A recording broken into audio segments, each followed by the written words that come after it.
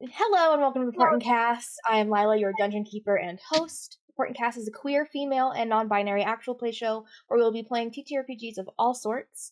You are tuning into episode 1 of our new season, A Parlous Voyage. This campaign takes place in my homebrew world, Aramel, and will follow the currently unnamed group of 5 pirates as they board the deck of a new ship. For this campaign, we'll be using D&D 5th edition mechanics. This is fan-made content. We do not represent, work for, or speak for Wizards of the Coast or Hasbro.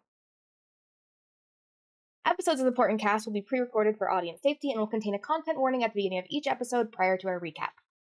Episodes will be posted weekly on Saturday at 6 p.m. Pacific Standard Time on YouTube, and we are happy to announce that all the audio versions of new episodes will be posted to Spotify the following Saturday after a new episode drops. Also, all episodes of Season 1 Call of the Dawn and Blades in the Dark miniseries Thicker Than Water are already posted for audio listening. You can keep updated with the podcast and anything we do TTRPGs by following us over on Twitter at the Portent Kast, and you can watch episode clips on both TikTok and YouTube Shorts. But without further ado, let's meet the cast for this season. First up, Kristen.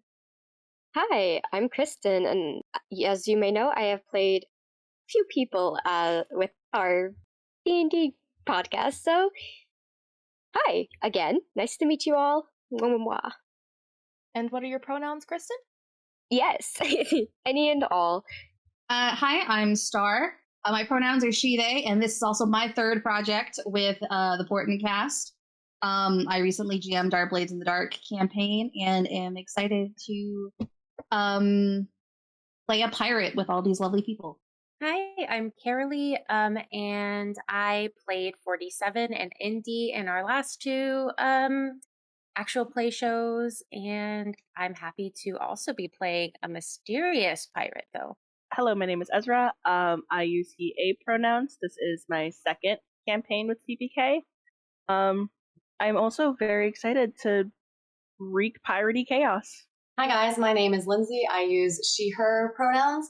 I was also in the last two campaigns with the Portent Kast and super excited to be here. Yeah. And now, let's set sail into this perilous voyage.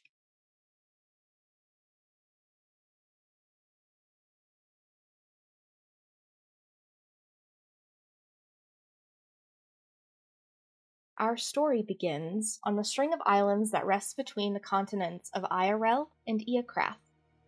This chain of islands is known as the Rothi Archipelago, but is colloquially known as the Wasted Chain. The archipelago got its name from the outsiders who looked down upon the islands and viewed it as a place where lowlives and societal burnouts turned to. But the Wasted Chain is full of vibrant culture and many peoples who do not take part in the piracy or criminal acts that occur here. People turn to the chain of islands in search of an escape from societal norms and government agencies. The Rothi Archipelago acts as a halfway point, the many port cities of Aramel. From Osteo Bay, the pirate capital of the chain that is ruled by an iron fist by a figure known as the Skeleton King, all the way to Brinelight, a small port city that has boomed in recent years due to the excavation site of an ancient city. Each island offers explorations of many of its hidden secrets and treasures, but our promise of treasures leads us to the island of Elmra, and deep into the Silver Moon Wharf of the port city Nymir. Our promise of treasure leads us into the officers' quarters aboard the deck of the Saber, a pirate ship captained by none other than a figure known as the Savage Soul.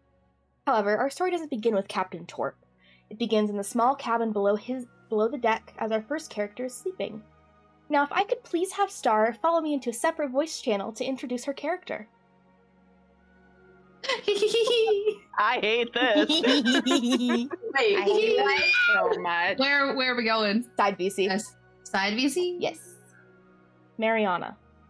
You've often found yourself able to keep an eye on your surroundings while you rest, but oftentimes you've found yourself awaiting in this empty, dark void that you first awoke in nearly 4 years ago. This space has grown familiar, its inky blackness growing comfortable. As you sit, awaiting the next soul up to reach out, you can feel the thin layer of water that covers this expanse slowly rippling outwards.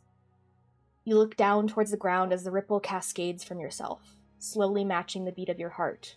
Boof. Boof. Boof.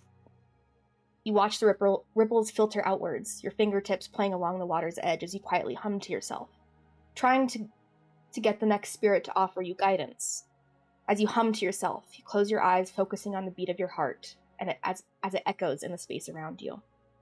And as you do, your head jerks ever so slightly to your right as you hear something behind you. Do you follow the sound? Yeah, I'll follow it. You stand up from your sitting position. You can feel your dress soaked in the water, and you can hear the droplets fall and hit the layer of water at your feet before you hear the sound again. It's muffled and far. So you begin to walk towards it, where you hear the sound, your feet creating ripples as you continue forward. As you walk closer and closer, the sound becomes more clear. A child's laughter. Not menaced or terrified, the laughter of a child in pure contentment, enjoyment. You cautiously approach the sound, and eventually a shape enters into view. The figure looks to be facing away from you, but you can hear the soft laughter still. As you quietly approach and move in a way so that you can see their face, you see a young boy, no more than 10 years old. He sits in the water, almost playing in it, with a small ship model in one hand, and similar to that of the one that sits on Captain Torp's desk, and in the other a wooden carving that looks to be a dragon painted in a worn red. He seems to be playing with the two, a chase between the fiery dragon and the pirate ship. You can also see around him lies a few other toys. As you continue to inch closer to him, you notice he looks to have a severe burn scarring across his face and arms.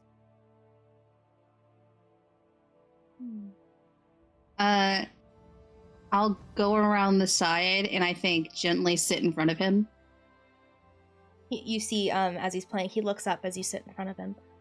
Oh, hello. Who are you? I'm Mariana. Who are you? Oh, my name is Tahir. Hello, nice to meet you. Nice to meet you, Tahir. Can I ask real quick? Has this happened before to me with different spirits? Yeah. He's gonna be like, are you here to offer guidance? I don't know what the word means, but I could try. It means, spend some time with me, help me out. Yeah, I could do that. I think I'd like that. It's been lonely here. Oh, I'm sorry you've been lonely. I know what that's like.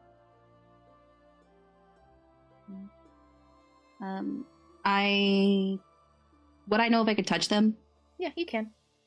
Okay, I'll stand up and reach my hand out to help him up. Yeah, he takes your hand. You see as you help him up, he goes and picks up a few other toys and just kind of holds them in his arms. Where are we going? I like your toys. Oh, thanks. We're going back to my ship. Have you heard of the Savage Soul? No. But I don't think I can leave here. The monster won't let me. The what? The monster. What monster? The one that was there that night. The red scales. Oh, dear. Is that how you passed? What do you mean? What do you mean?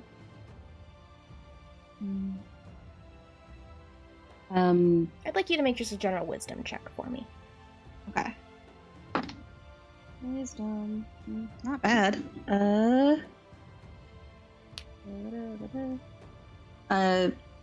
17. Okay. You can get the sense that Tahir doesn't really understand why he's here, what this place is.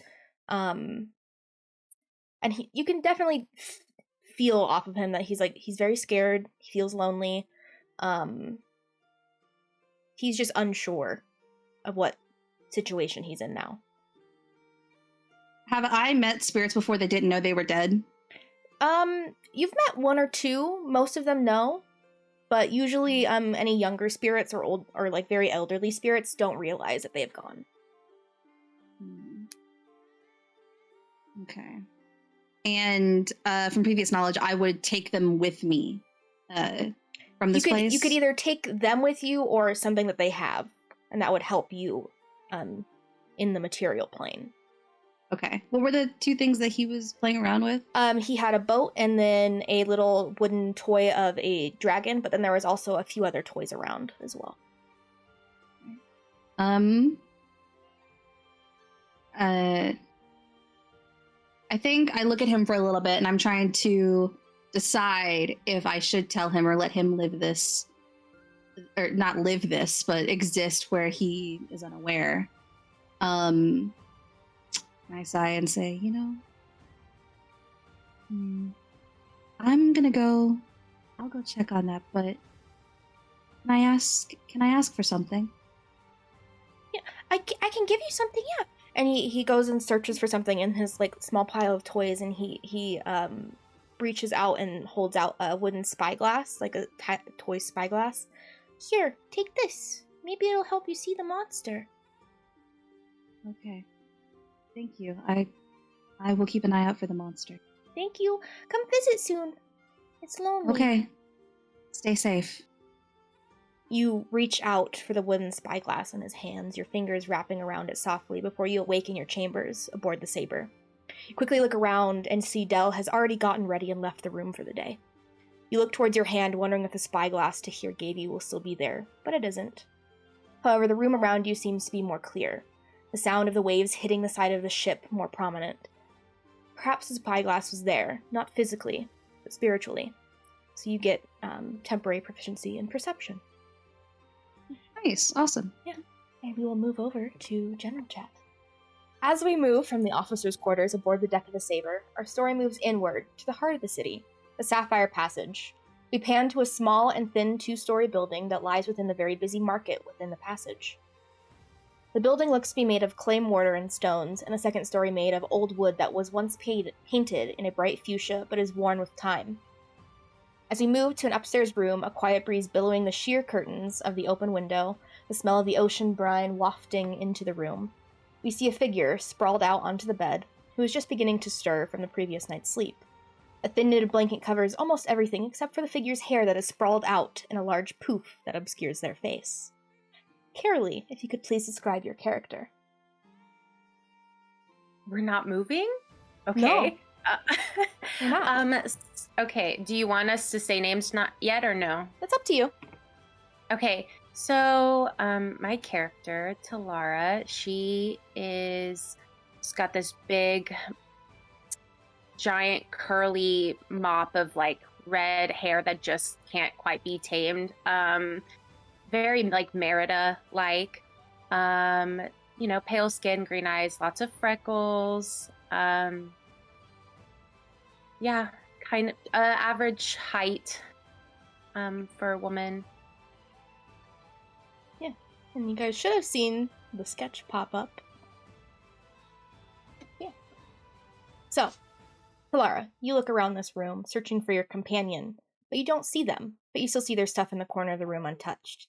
You sigh before removing the covers from your legs as you quickly get ready for the day, getting ready to head towards the docks. You take the last few things you stashed in the bedside table and get ready to put them into your satchel, but as you go to put the book in the bag, something stops you.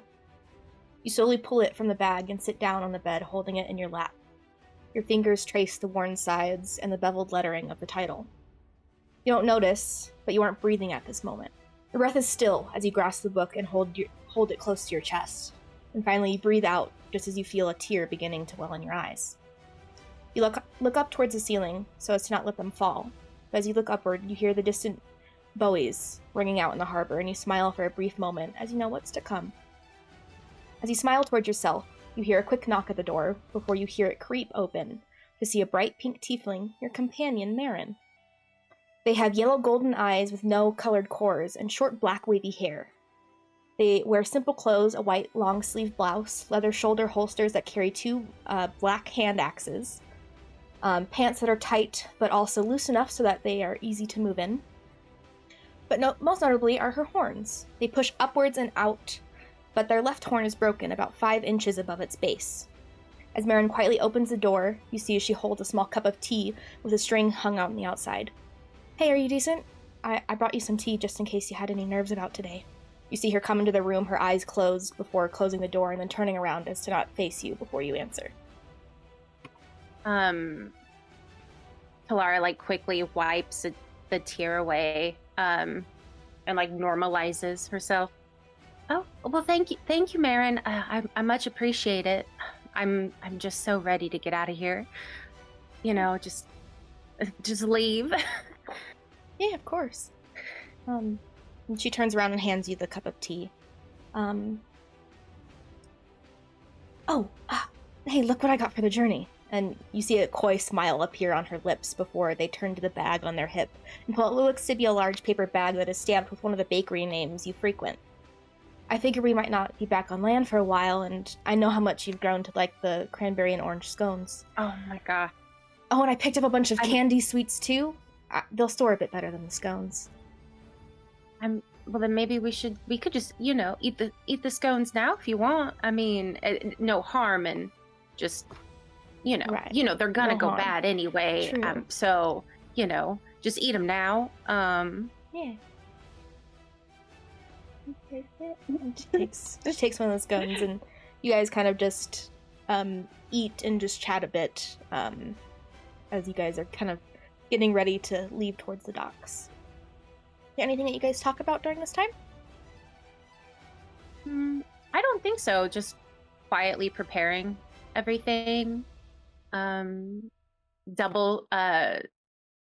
is definitely sitting there like, okay, got the book, I got my necklace, I got the other book, I got this, I got that book, like checking out loud, like off to make sure what little belongings she has are there. Like it doesn't take very long, but Marin kind of does the same thing, but silently, just recounting all the things in her bag.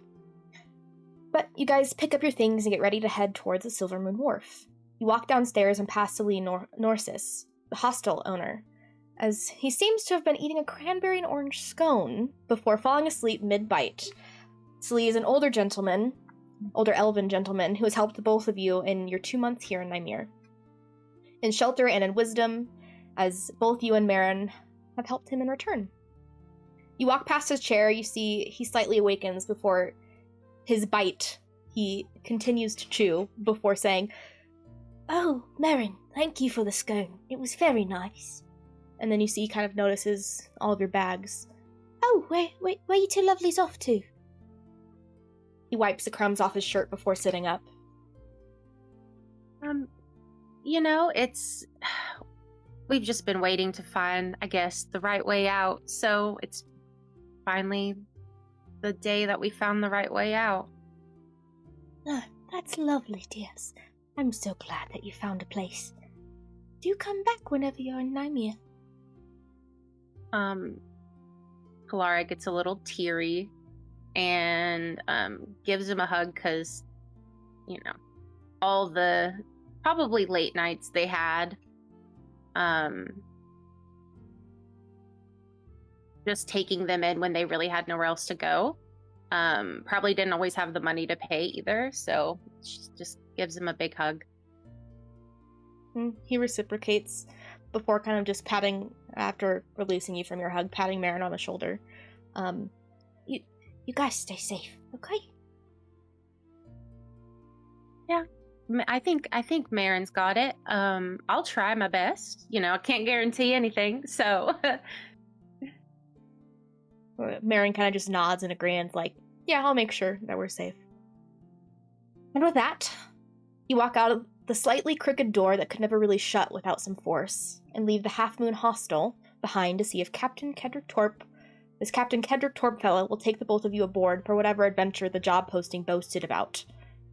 You walk through the Sapphire Passage. It's lively here, people performing on the streets, crowds forming around them, the sound of music swimming through the air, merchants calling out to those who pass by to sell their wares, small children running through the crowds after each other in a game of tag, just ordinary people walking to their homes or to the market to get ingredients for dinner. You both kind of smile at each other before Marin just takes your hand and says, "We'll check it out, and if it's not for us, we'll find something else. I'll make sure we're safe, okay?" And kind of just squeezes your hand. Honestly, Marin, I'm feeling kind of hopeful about this one. I think this is going to be good. I do too. You never know with pirates. They can be a little, I don't know. Honestly, they sound way better than some of the people that we've been around. That is true. I mean, can't hurt. Yeah. But I'll make sure we're safe. Those words kind of calm any nerves that you've had about today that have been building. You nod and smile before you both continue through the crowds as the sound of the harbor inch closer with each step. As Solara and Marin head out of the Sapphire Passage, we pan across the way to two new figures beginning to enter it. The streets are the same, maybe even busier here on the western side of the passage, but two figures walk alongside each other, following a lead on something they have been searching for. These figures walk with purpose as they walk towards an emerald-colored tent with a hand-painted sign reading Glass Card Merchantile. As these figures approach, the shorter of the two pushes the curtain aside to let the other into the space. As you enter, you can see it's dimly lit, despite the bright shining afternoon sun just beyond the fabric. As the curtain falls behind each of you, if I could please have Ezra describe his character. But I'm about 5'10". I've got pale blue skin and long wavy white hair that's got like a couple braids throughout it. I'm wearing a lot of like pirate jewelry. I've got two rapiers at each of I got a rapier at each of my sides and a gun holster on my thigh. I got purple eyes and white freckles. And standing next to this figure, Lindsay, if you could please describe your character. Sure. So standing next to the figure that was just described is a woman just shy of 6 feet. She's got charcoal gray skin, kind of like crackled, and it's got like tattoos all across her skin that look basically like smoke, just billowing everywhere. She's got one orange eye, and then the other eye is kind of like a whitish gray with a scar around it. Her hair is like a really nice sunset ombre kind of effect. And she's just wearing all black. She's got a sword sheath at her back. So. Yeah. So, as the both of you enter this space, you see a crowded tent full of shelves and displays of varying oddities and trinkets.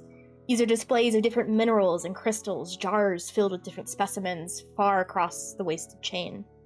Hundreds of different books scattered and decorated with skulls and vials.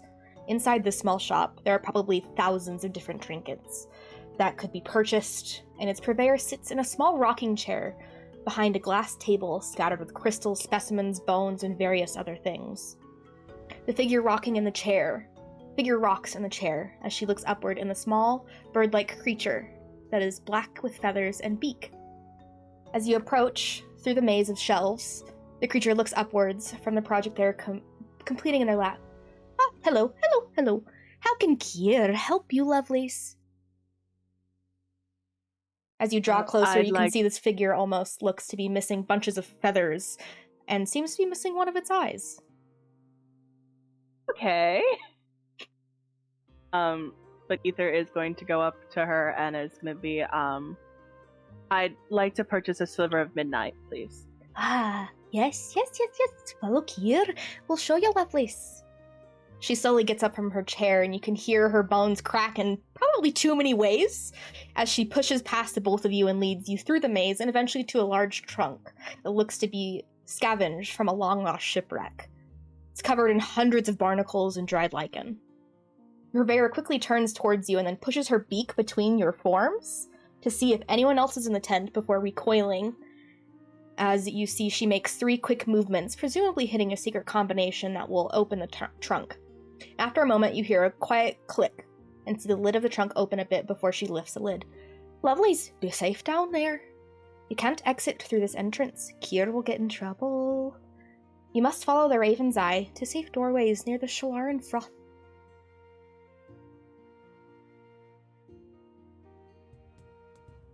Before Seraphina follows Ether down this trunk, she looks at the woman. I am also looking for Orchid Laparine and Wolf Clove oil. Can I also find that down there? You should lovely find that down in the ebony passage. Okay, Ether, let's go. And she just slowly turns to the trunk and starts walking. You each walk towards the trunk and see a descending stairway before she ushers you both in before another customer comes through the tent. As you make your way down the stairs, you see the light from the room above disappears as she closes the trunk and hear a click as it's locked again. You are left in complete darkness, but each of you can see a door that lies within 30 feet at the end of the stairs. You each approach and open the door in front of you, entering the Ebony Passage. The Undermarket district here in Nymir. This black market dwells in the stinking labyrinth of the Nymir sewers, and despite that, the marketplace you enter is still fairly busy. The space is dimly lit with lantern sconces far and few between. The smell here is not what you would expect of a sewer system, but is still musty and dank. Like the smell of a flooded basement. The waterways here are covered with planks of wood that allow the crowds to bustle in and out without too many crowded spaces. But despite that, you can still hear the faint sound of running water as you both move into the crowd to follow a lead. Ether. You got information from some acquaintances about a black powder market here in the Ebony Passage, material that is rare in Aramel. However, you seem to go through it far quicker than you would like. You were told that after you got into the sewers to look for a room with a copper gorgon head above the doorway, which is basically like Medusa's head, with the snakes. But you both move through the crowd, beginning to search the passing archways, seeing hundreds of illegal trades and purchases occurring as you move through the sewers. People bartering for strange vials filled with dark liquids, an orcish fellow perching a rolled-up scroll and quickly looking around before putting it in his jacket pocket, and many people buying components for spells, potions, and more that are rather difficult to come by or are illegal for trade or profit here in Nymir.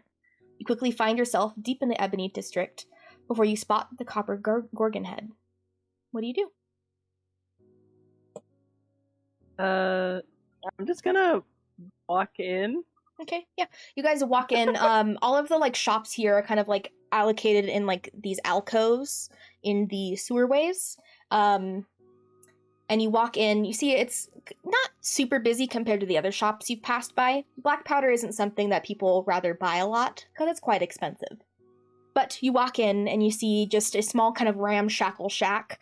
And it reads the Banded Gorgon. And you see a very tall, probably maybe 6.5 foot tall Yanti woman running the shop. You can see that there are kegs behind her, just probably like maybe 50 kegs of what you assume is black powder behind her. Ah, welcome. How can I help? Hello, I'd like to purchase some black powder, please. And how much would you like? Would you like a keg or just a black powder horn? Horn, please. Okay, that'll be 45 gold. Sure thing. And they're gonna pay the gold. Okay. The horn you have, looks, and the price here you know is a bit more than other places you've bought black powder, but it's a dangerous district to be in. And she pulls that together, kind of fills the horn and hands it to you. Anything else? Do you need any scrap to make any bullets or anything like that?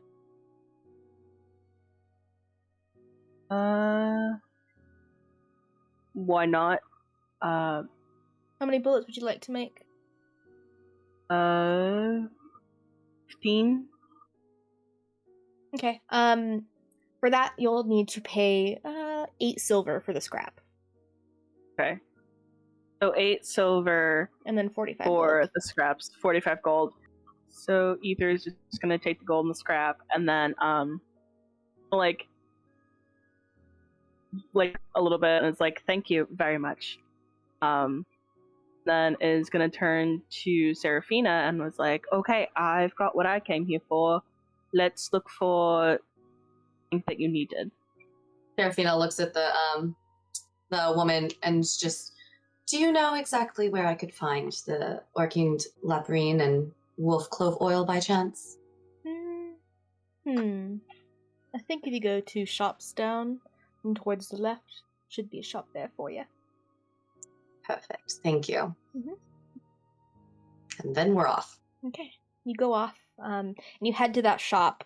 It doesn't look like there's a name to the shop. It just looks to be kind of like what you would imagine like an antique store almost kind of similar to the tent above, but just has minerals and different gemstones and material components. You can see it's actually quite busy in here, but it's run by what looks to be two gnomish gentlemen and then a half-elven woman. She goes up to one of the gnomish gentlemen and asks for her components, where they might be and how much would they be. Oh, yes. Let me see here. And he kind of just zooms around the different little things and picks up a chunk of the orchid laborite, and then also picks up a few vials of the wolf clove oil. How many vials did you need of the wolf clove? We'll go with 5 for now. Okay. He puts it together. For all of this will be 35 gold. And you see the chunk of the gemstone that you've been given is kind of small. You know that this material is very hard to come by, and is kind of expensive. Okay, she doesn't fight it. She just gives the gold. Thank you. And hands over the gemstone and the 5 vials of the wolf clove oil. Where are you guys headed off to next? Seraphina looks at Ether and says, "Do you need anything else down here?" I think I'm good. Do you need anything else? No. I recall hearing about following the Raven's Eye to get out. Okay. So, I would like either of you to make either an investigation or perception check for me. I will do perception. Nope, I'm gonna do investigation because that's way higher. Just kidding. The dirty. I will also do investigation. Okay. What'd you get, Lindsay? I also got a dirty 20. Nice. Yes! Okay. Cool. Yeah, so fairly quickly you guys exit this kind of alcove, this shop, and go back into the busied streets of the Ebony Passage. And without too much of time passing, you're able to spot what looks to be a symbol kind of carved on one of the archways in the main corridor that you guys are in. It looks to be like a raven's eye, and then it has a 7-pointed star on the middle of it. Seraphina looks at Ether. I think this is the correct door. Let's go through it. I hope so. And is gonna go through the door. Okay. Are you guys going through the door stealthily, or just going through? Seraphina has her hand on the hilt of her sword, but like not trying to be too intimidating, but also not trying to seem like they're sneaking around. Okay. Yeah. You guys open the door, and you guys see it leads to a small alleyway and just past the alleyway you can see some of the docks in the Silver Moon Wharf. We head to the docks. Okay. You guys head out there. You guys head towards the docks to find the saber, and we'll kind of move back over with Talara and Marin. So, Talara, you and Marin are kind of just walking down to the docks, looking for the ship known as the Saber. Anything you guys are doing as you're walking down towards the docks, or just searching for that? Nope. Straight there, searching for that. Okay, yeah. You guys go through. It doesn't take you too long to find it, but you guys do approach a ship that sails the flag of a pierced heart. And on it, you see a few different figures. There seem to be kind of loading any last-minute provisions into the cargo bay. And the person taking point, sorry, if you'd describe your character, please. Yay. My character is a pretty short, like 5'3" blue tiefling. Dark blue hair, but kind of light blue skin. Her horns are pushed back around. Her hair is Also kind of flat. It's like got this like the perpetual damp look, I guess I would say, with some little braids in it. She's got like a little bit of seaweed that's wrapped around her horn. And you notice that while she's like talking to people, she's occasionally like fidgeting with it. She wears a very billowy white shirt with a long like sleeves that come down with pink sleeves that go to her wrists underneath that. A dark brown leather corset that kind of also flows out and goes to like the skirt part that corsets have around the back. Brown boots, plain pants, and little danglies at the bottom of her corset. She has a lot of pointy weapons attached to her. And behind her, her tail is kind of like moving a little bit behind her, and it's like a jagged like two-piece like arrow like double. Yeah, she's got a white wrap around her middle, a gold little ploy earring, and her eyes, you notice she doesn't have pupils. They both are very like white eyes. Narana, you, as you kind of are delegating kind of here, as you see Del is up near the steering of the ship. You're kind of delegating down here, and out of the corner of your eye, you just see two figures approach. You see a taller human figure with orange kind of curly hair, and then you see a shorter pink tiefling.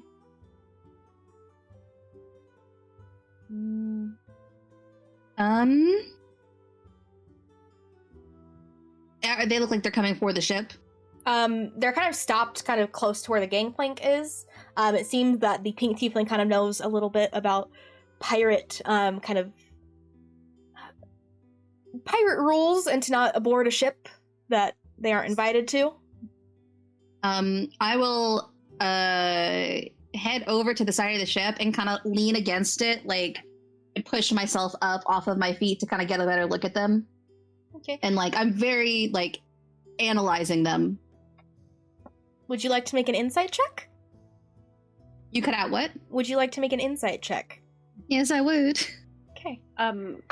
While Star's doing that, Talara definitely just tries to walk right on, and Marin's like, no, what do you, no, stop. I'm trying to keep you safe. Let's not, please. Oh, but you said, okay. We're gonna wait until we're invited on. Okay, sorry. You're good. 23. Okay. You can see that they kind of have like, they don't seem to be any sort of like mistrusting guidance or anything like that. You see with their body language especially that they're kind of open. You do see in the pink tiefling's hand there's a piece of paper. And you do know that both Vernon and then Captain Torp put up some flyers or like job postings recently. That's true. I kind of give them an obvious once over so they know that I'm looking at them and go, state your business. That was an accent I don't have. I don't have. We went with my Scottish. I did it once. It's hard to do her voice to anything but a whisper. State your business. That's still the same accent. Hold on. Just accent just quiet. Hello. There we go. What are we doing here today? State your business.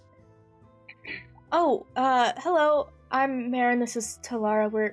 We have this, and puts forth the message that that Vernon wrote. We found this, and we're kind of hoping that Captain Torp will still allow us to board for whatever adventure he has. I'm gonna look at the page. Notice that it's the one Vernon wrote and gave a deep sigh. Oh, is he not accepting any more sailors? No, you're... Yes, we would love to have some sailors. Are you sailors? Not, I mean, I am a sailor, yes. Ahoy, matey! Marin just gives you the just staring daggers at you right now. Talara here hasn't had as much experience as I, but they're getting on their way. Okay. I'm studying. And learning. With your previous insight check, Marin, you can tell, has had some sort of sailing experience, but Talara has none. It's just flat out, oh yeah, they're not a sailor. Well, all right. Come aboard, sailor, and you can bring the landlubber with you. We're gonna go talk to Torp. Okay. Yeah, thanks. Kind of just folds the paper back up and follows you over towards the captain's quarters. I have a hand on like a jade hilt the entire time I'm walking as well. Okay. Yeah. Marin doesn't seem too preoccupied with that. It's kind of more helping Talara, like guiding her, making sure like the area around them is safe. Talara for sure picks up on that. You're coming aboard my ship, and I've turned my back to you. I've got a hand on a weapon. Mm-hmm.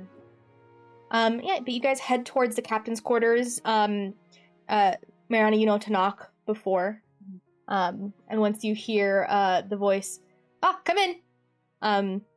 You turn the doorknob and enter in, and you see what looks to be kind of like a planning room. There is a large desk in the middle. There are bookshelves filled with different books that look to be like kind of strapped to the wall, so that when they're sailing they don't fall over. But different maps and you know the reference I'm going for. I know that. Yeah.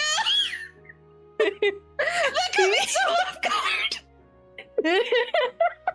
I'm so sorry. Continue. Anyway, there are different daggers and swords and just different things all just decorating this room. Yeah, sitting at the desk, facing you, looks to be a dwarven man. Has a bald head but very luscious beard adorned with braids and seashells, and he looks to just be kind of going over a map with what did Dell look like? Not Dell, the navigator. I've forgotten. Four fingers? Yes, 4 fingers. Wick Four Fingers. I don't think you ever described them. Okay. You just were like, this person. Cool. Human man, kind of long blonde hair, just kind of there, kind of helping plot a course. Those are the only 2 figures in the room at the moment. Hello, how can I help you? You see the dwarven man kind of just, greet you guys. Hello, Captain. I'm here because, I want to sail. So we saw this and just approaches very cautiously before unfolding the paper and putting it on Torp's desk. We found this and we're still hoping that you're taking sailors, pirates, adventurers, what have you. He takes it. What they said, yes. I mean, what skills do you have? Marin's like, and kind of just shows the axes. I'm really good with these. I could heal a bit as well. He nods. I dabble with, a little bit of everything, Jack of all trades. Master of none, yeah, but, just a Wouldn't dabble. say that, but okay.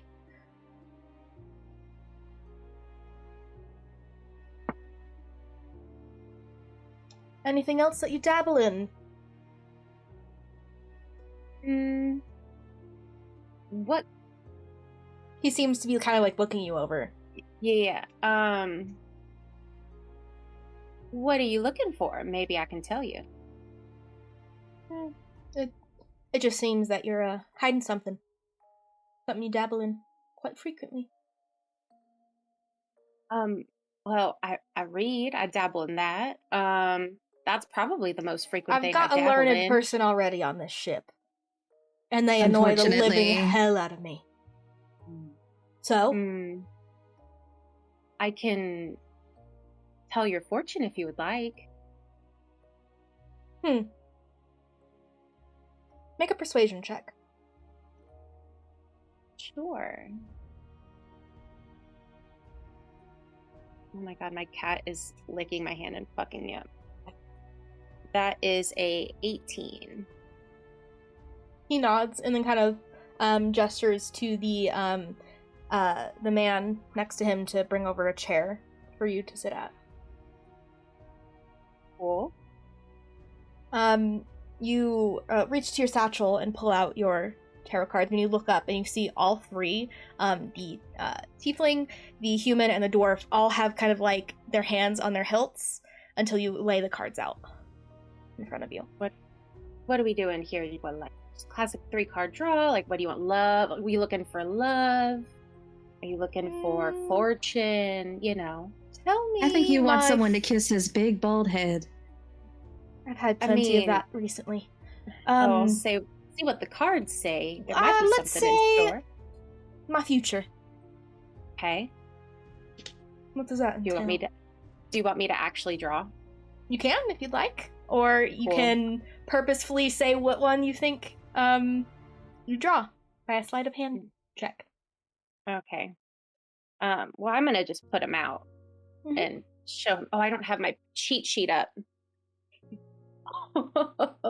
Okay. So, Lara sits down. Like she. Why am I speaking in an accent right now? She sits down. And kind of just gets really just like very comfortable. What she's done for years. Like when she sits down, she immediately relaxes a little bit more and flips her cards. So Talara puts the cards down, and just for show, her eyes kind of go dark a little bit, just for funsies. And she lays down the devil, death, and the magician. Okay. Oh, okay. Well, I mean, this is interesting. I mean, it makes sense, though. I mean, you're a powerful man, you know. I mean, are you looking more for love or fortune or What just are the cards future? telling you?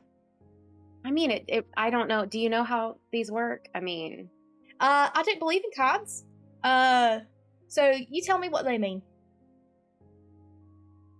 well, let's just say that as a powerful man, I see that you have a need for something, something that you're looking for, and I see that it's kind of taken over a lot of you, and it seems that you're going to be successful in getting what you want. I would like you to make a general charisma check.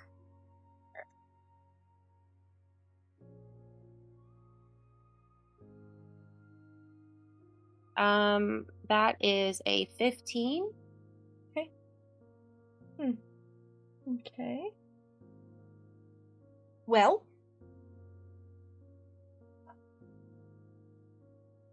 I mean, if kind of just turns to Mariana, and then the Four Fingers, which you guys haven't been introduced to yet. What do you think? Captain, if I may, this skill of mine has been proven to be very profitable at port, so that is a way that I could, I guess, if I have to, pay for my way, since I'm not a sailor, but I do learn really quick. Let me think what they think first. Can I make an insight check on the card reading?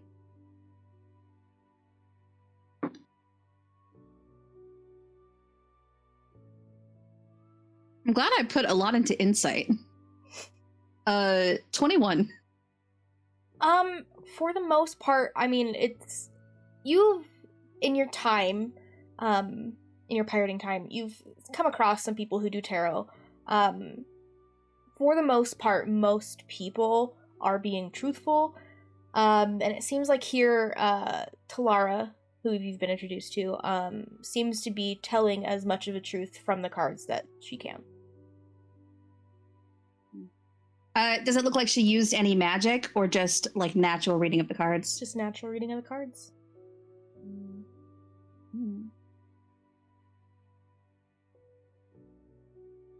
I kind of move around to get a closer look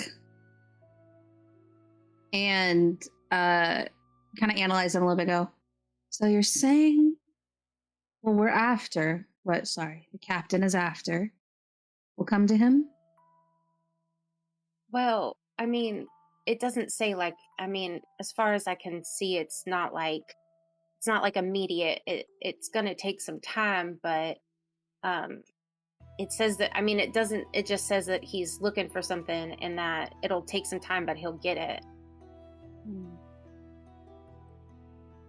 What's this one? The death.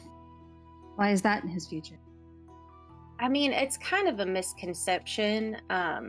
Death doesn't always mean like he's gonna die. No, like it's a transition. Oh, it means he's gonna kill other people. I mean, that's yes. probably. I mean, if that's what you want, but I mean, it's mostly just like a transition period, which is why I think it may not be easy to get whatever this thing is you're looking for. Well, that is true. It was also pretty vague, Captain. Can I ask a question? Mm-hmm. How close did Mariana get to Lara? Kind of leaned over the table, so within 2-3 feet. Like close enough? Close enough, yeah. Okay. Can I like try to take something off of Mariana? Okay, what like are something you trying to not take like off of her? Not anything like crazy, just like something that's like in a pocket, accessible, or like she's not trying to get killed, but like she wants to show she has other skills too, in like a sneaky sort of way. Go ahead and make a sleight of hand check. This will be against your passive perception. Can I ask, is my passive perception also included in something else that we talked about? Okay, thank you. Oh my god. Okay. What'd you roll? Who? A 22. And so it begins. my passive is 19. Holy shit! Okay, so, what's something easily accessible that Talara could have taken off of your person, Mariana? Well, I have a question real quick. I was actively why am I country? I was actively analyzing her. When she was doing it. If I was looking at her, would I be able to actually roll perception? Because I've had my eye on them the whole time. You were doing an insight check against the cards. Oh, so the insight doesn't work? Okay. Well, I thought it was against them. That's fine. What do I have? I think I've got like 2. Let me see how many things like that I have. I think I have 2 daggers. Like you can take sheath. Yeah, you can take a dagger. Easily without noticing, you take a dagger as she's leaned over, and then that conversation continues. As that happens and they're talking about the cards, Talara places the dagger right on top of the card and says, "Oh, I'm sorry, I didn't catch your name early, but you seem to have dropped this."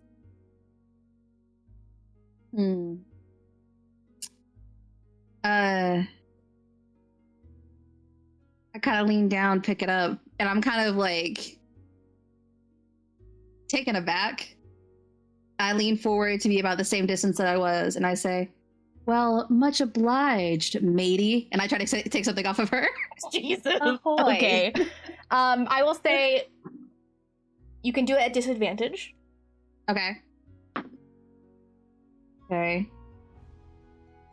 Well, the first one's a natural 1. Okay. So that's a 16. I don't know why I rolled twice. You do kind of slip up. What's your passive perception, Talara? 12.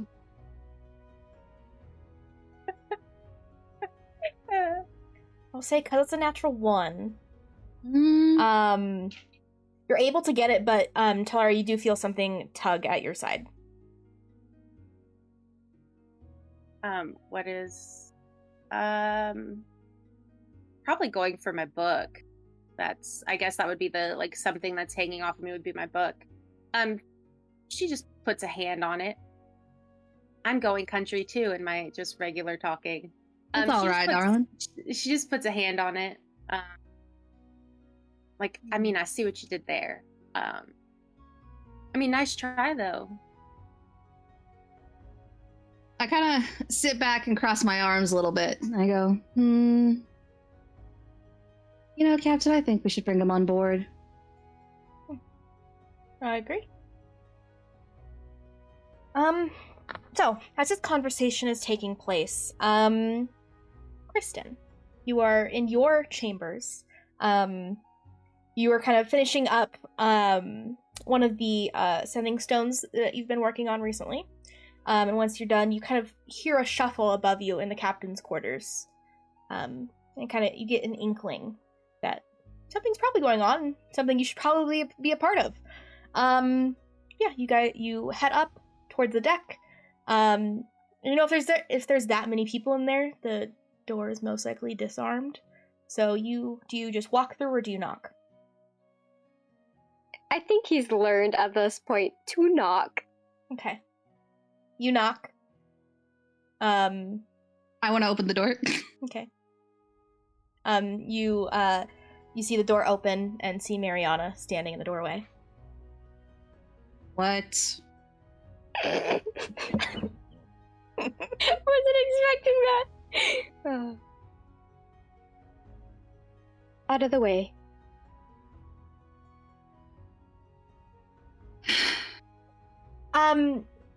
You kind of push past Mariana and into the room, and if you'd please describe your character now. Hang yeah, my turn. So, you see a 6'1" pretty boy walk in. He has long, kind of well-kept hair, kind of slicked back, wavy. It's kind of like a darker brown to black.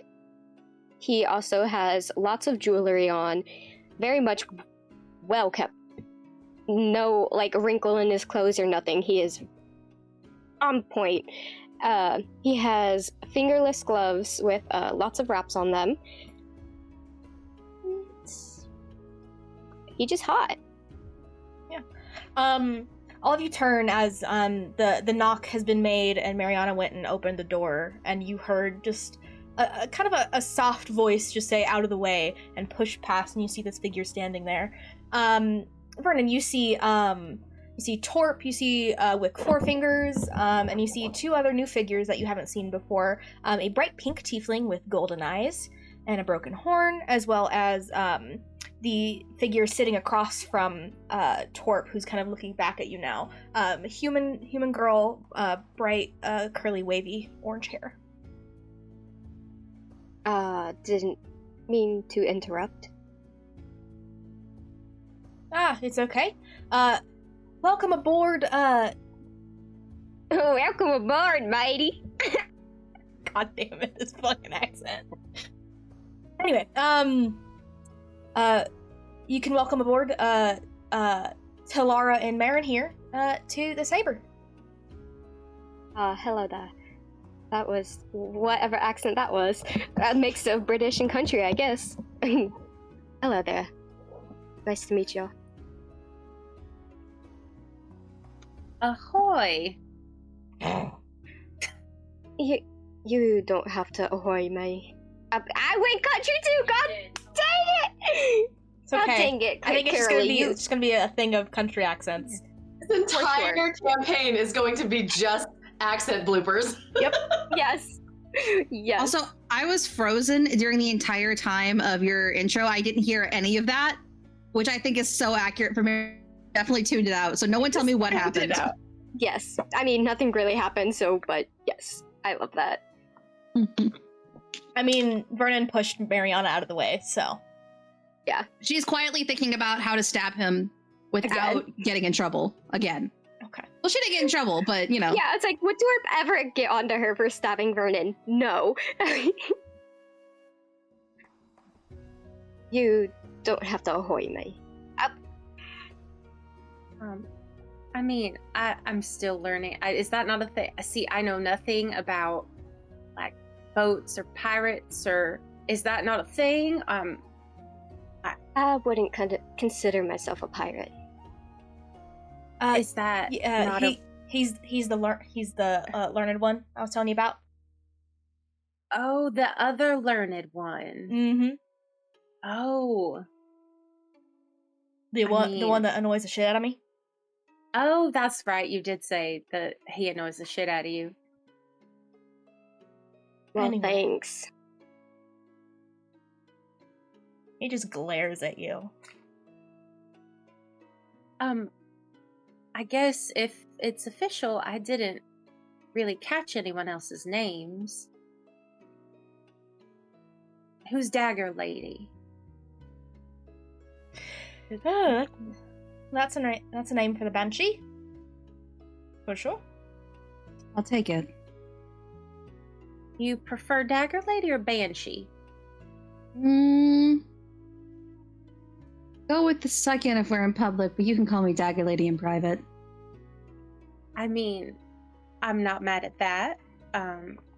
But in all other purposes, Mariana. Okay. And then, Pretty Boy Book One? His name's Barky. Barky, okay. I should take notes. Don't ever listen to Mariana. Vernon Cornelius Barker. Barky. I will stab you back. You'll miss. That was a lot of names. Well, let me introduce you to everyone. Now that's goddamn. He's just gonna be Southern accent now. That's it. Yeah. I'm Captain Kedrick Torp. This human man right here. He is Wick Four Fingers, not to be confused with the other Four Fingers we have aboard. This here is Mariana, aka the Banshee, or Dagger Lady in private or whatever.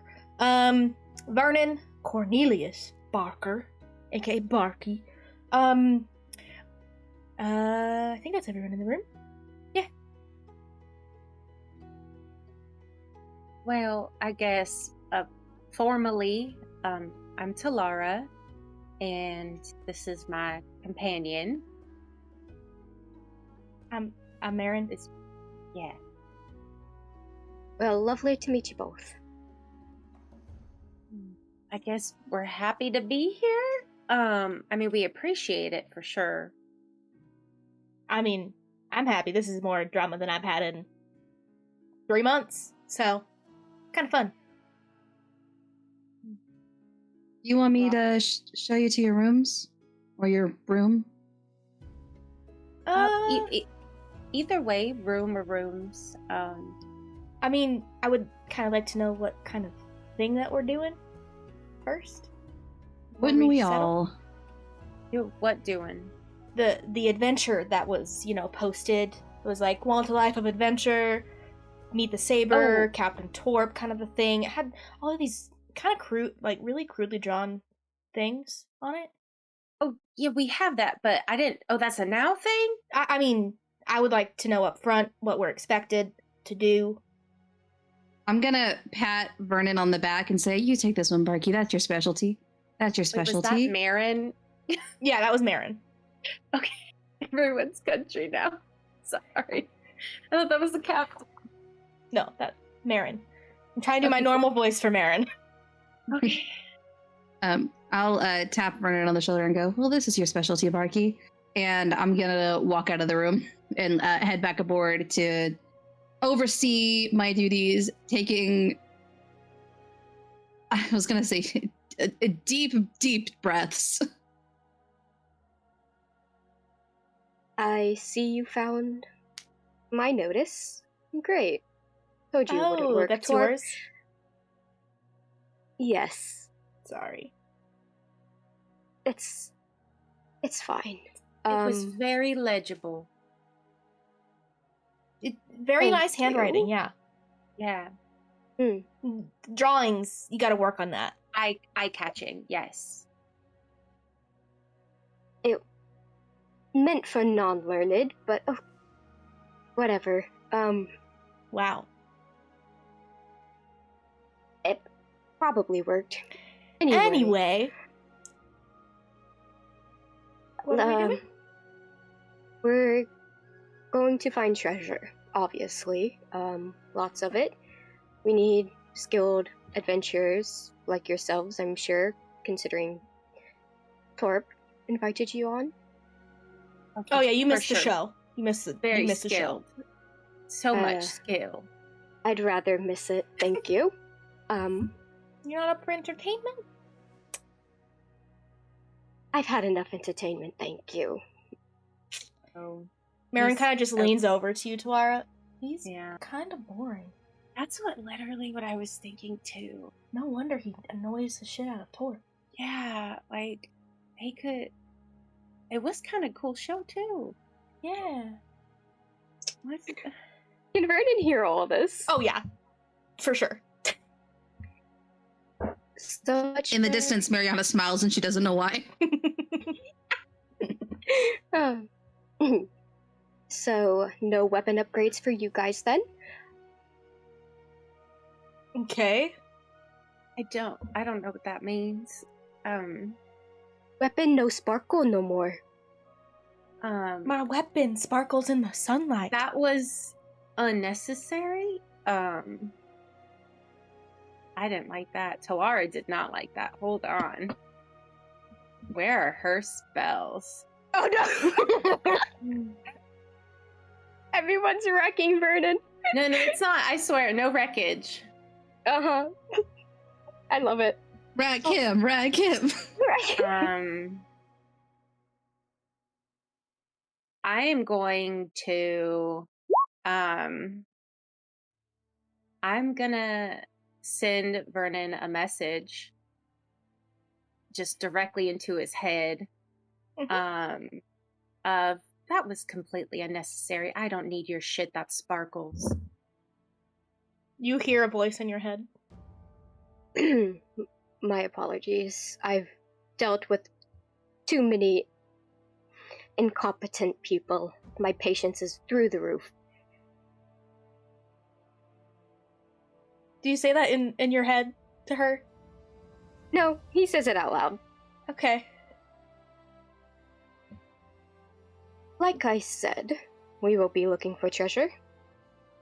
If you help us out, you get compensated. What treasure are we looking for?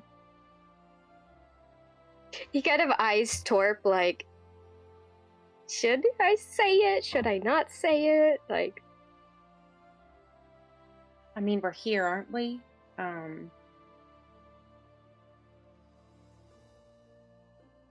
you Beard. will be helping us find a lost dragon hoard. Is the dragon still there? You know, that's Depends. a great question, Mary. That's what I was thinking. That kind of sounds fun, though. It does. Yeah. Oh my god, imagine us fighting a dragon. Oh my god, that would be so cool. I hope it's need not one of the help. ones that like breathe acid. That would just Oh, it is. burn. It Yeah. is? Oh, It is. Fucking great. We're gonna have to work on some like very protective armor or something I for can. us. I could try to figure something out. I'll Well, work. luckily, that's where I come in. I don't really want your shiny objects. Then don't be protected by acid.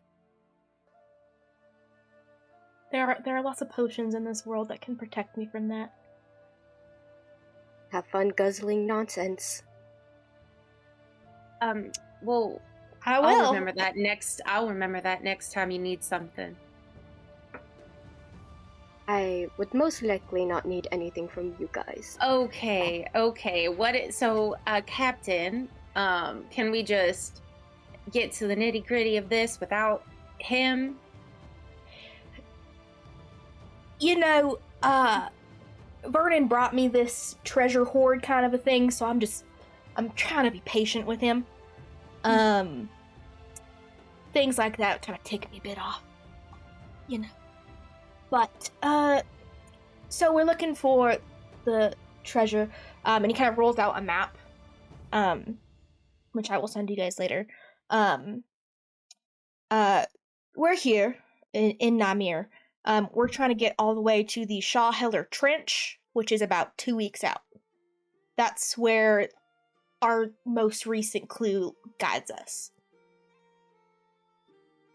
Torb, slight issue. I might need to go longer to avoid some nitty-gritty. Are you not up for some nitty-gritty?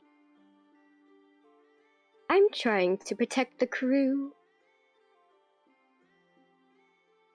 Anyway, we're going to take this 2-week trek along the seas to the Shawheller Trench. If we get hit by some harpies or a kraken or whatever, I think we can handle it. Whatever you say, Captain. At this point, you guys kind of get the rundown of what's going on, but we will move over to Ether and Seraphina. You guys have just gotten onto the docks, and you guys are walking along trying to find the saber. Is there anything that you guys are doing, talking, anything like that? I think Ether's got the contract, and it's just like looking at it, looking up at the flags, trying to like compare flags that they're seeing to find the one without having to ask anyone around. Yeah. And about 20-ish minutes go by before you're kind of like very far down the Silver Moon Wharf, and you see the pierced heart of the saber. Seraphina, I found it. Perfect. Let's go. You guys walk up towards the gangplank and do not step on. But Mariana, you see two other figures approach, one a fire genasi and one an air genasi. They look much more tough than the other two that just came aboard. Yeah. What do you guys do? I'll approach and do the same, like, push myself up because I'm a shorty on the side of the boat and look down at them and be like, state your business. How tall is she versus like us being on a slightly shorter plank, but like can we still see eye to eye? She's only slightly taller than you right now. Okay. I've got like, you know when you're leaning against something and you're like pushing off so your feet are dangling, like my feet are not on the ground right now. I'm holding myself up. Yeah, you can see that. You can see that her feet aren't on the ground. Kind of just dangling. Seraphina pulls out the notice that I'm assuming Vernon did not write. Well, No. actually, I don't know. Just the Vernon notice didn't that write it. we have. And she's like, "We're here about business." Ooh.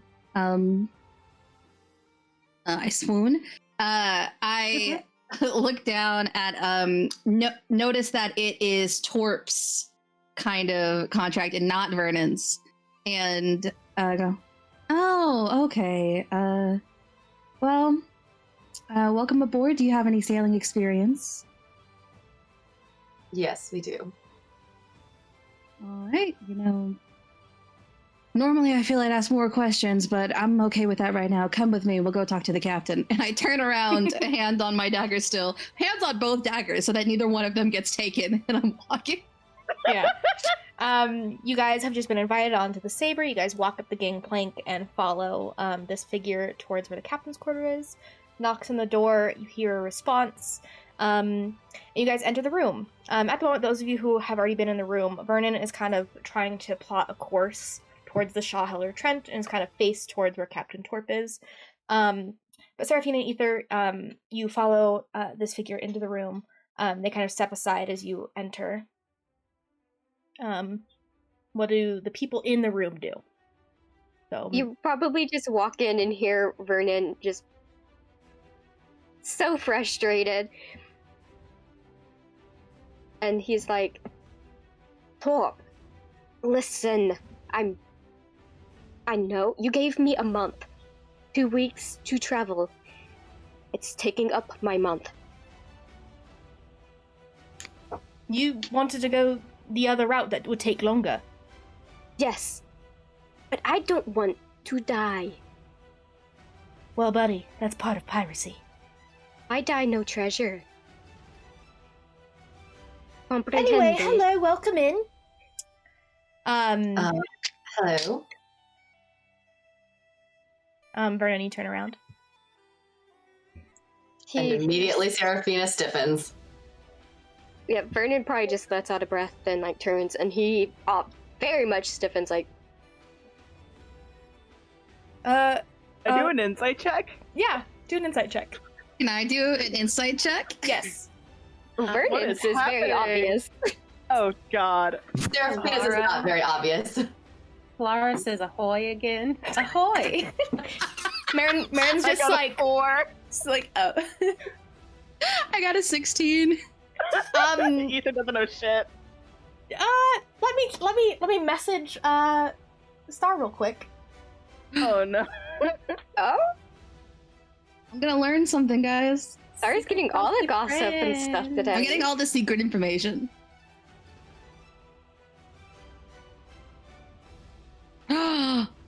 Yes. Okay. Damn. Yeah. Seraphina doesn't say anything, doesn't do anything outwardly. She looks at Captain Torp and she's like, I'm assuming that you're the captain then. Ah, yes, you'd be right. Cedric Torp, Savage Soul, how can I help? We're here to join your ship. And I will take my leave. Why are you leaving so soon, pretty boy?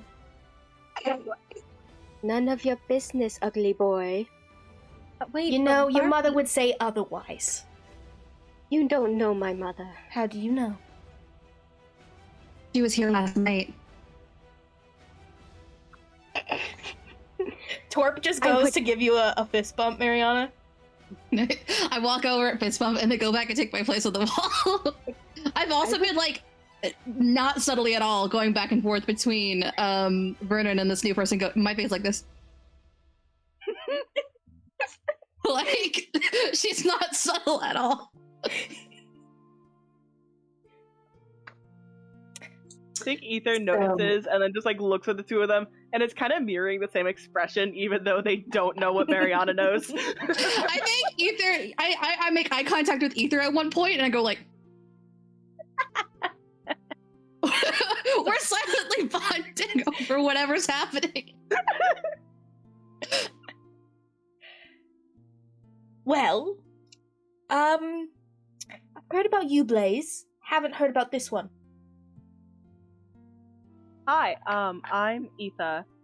I've been pirating for about a few years now. I've done contract or two with Seraphina. Well, I know the Blaze's story, or parts of it. I trust her. If he trusts you, then we're all dandy. Wait, they don't have to prove anything? Seraphina's been in the pirating biz for like, I don't know how many years now? 20? A few. And then she looks over at Ether and she's like, we really need to get you a name that's not just your name. Let's think about that. That is my name. Have I heard of the Blaze before? Make a history check. The History. Blaze? Ooh. Yes. Ooh. Dirty 20. Okay, let me look at the rumors real quick. They're on your backstory, correct, Seraphina? The rumors? I believe so. Should be. Mariana wants these people on board so bad right now, even if she doesn't know them. She's like,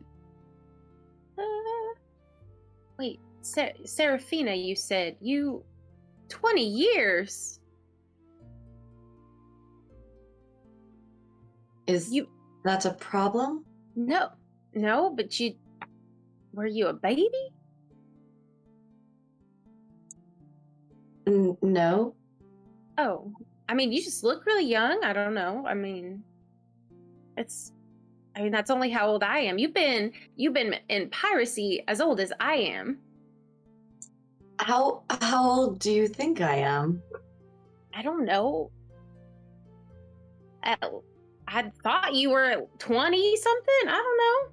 Oh, that's so sweet. Thank you. Hence the baby thing, but okay. 5, I say confidently. Aarakocra, who are mature at 13 years old. Ooh, more secrets. Yeah. Oh my gosh. Oh, so I know that, and I know something from the groups. Okay. Mm-hmm. So I feel like I need to know what you told her now. Just Your previous pirate captain. Your previous pirate captain, who I have heard of from previous stuff. So, yes.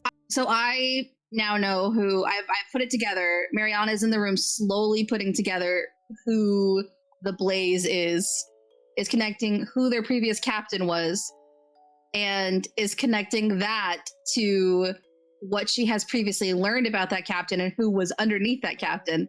And it's just sitting there like she's solving a mystery, but she also underneath she's quietly solving a mystery. Her eyes are like darting back and forth, staring at nothing. And then she's like, wait a minute, the water genasi was also trying to figure this out. Looks up, makes direct eye contact with him, and just squints like I'm trying to psychically tell him the tea, but I can't. So I'm just like, yeah, they have no idea what you're talking about or what you're doing.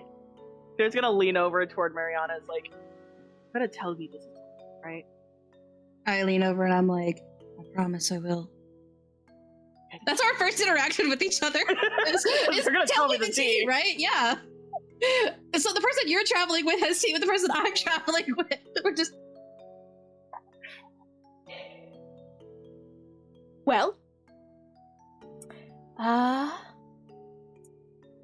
think, Mariana, can you go back aboard and make sure that the potions have been delivered? Not a captain. I head out the room. I give a wink at Ether as I leave, and then I head out. Their winks back, even though they don't have anything to say to them.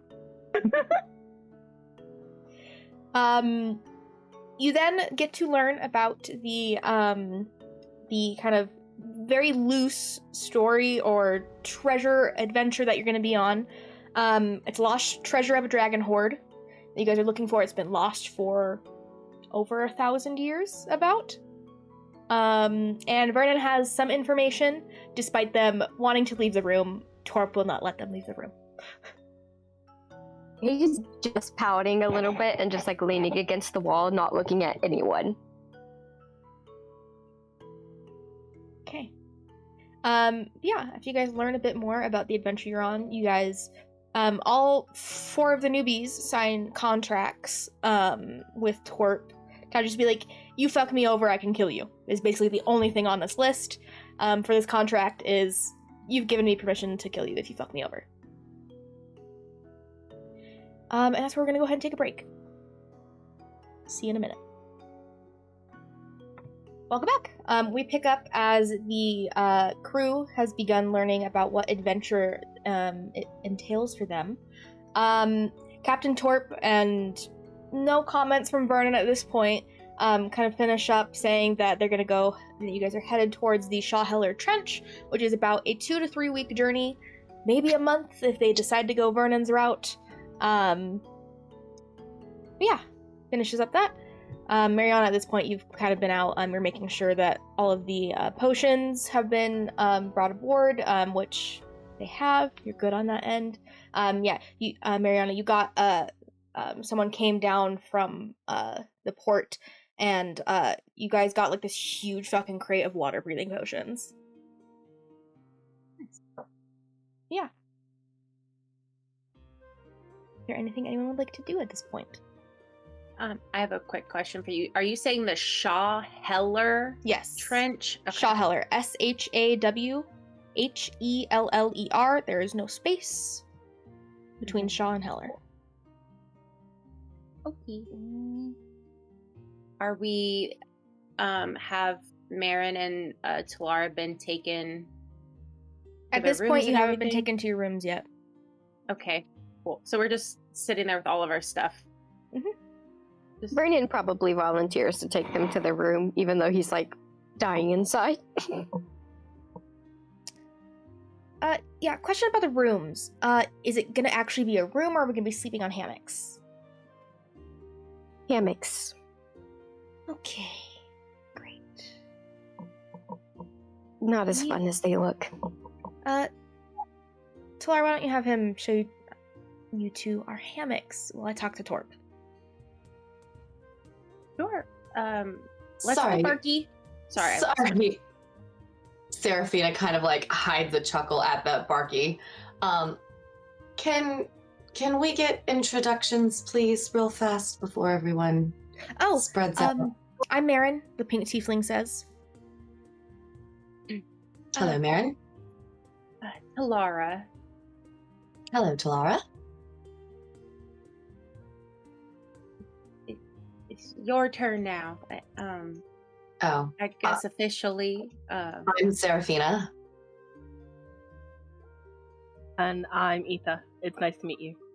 And you all know me. Perfect. Let's go. All right, Barky. And Mariana had already gone, you said? Mm-hmm. Okay. Yeah.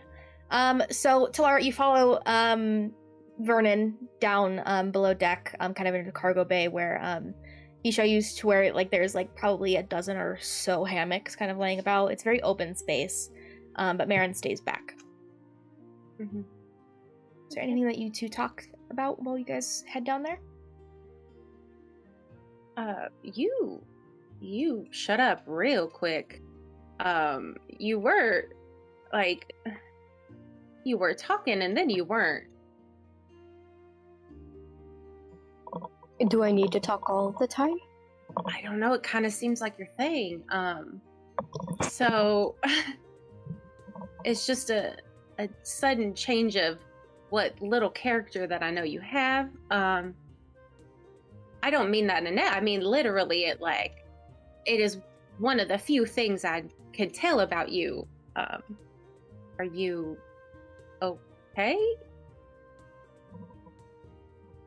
Strange for a pirate to ask another pirate if they're okay, but I never claimed to be a pirate. I mean, maybe now. I literally said I wasn't a pirate. I think this is my second time on. I don't know. Is this a boat or a ship? a ship. I don't. Nasty ship. What's the difference? Size. You would know the difference. I would know the difference. I'm just. It's the only thing I remember about boats or ships is they're women, which I'm, here for. You would know the difference is that a boat usually only has one sail, and a ship has multiple. Ah, cool, good. Yes, a ship has multiple sails, boat just one. So we're on a ship. So this is, I guess what I was on before was a boat. Yes, I've really only been on one ship then. So, I have many books you can borrow if you would like, as long as they get returned, obviously. I mean, actually, that would be kind of great. I like to read, so, and don't worry, they would. Are you a dog ear tag kind of person or a bookmark kind of, it matters? Just as long as no pages are ripped, I would be fine with either or. I will not dog tag your books, I swear. Good. Okay, they will come back in pristine condition.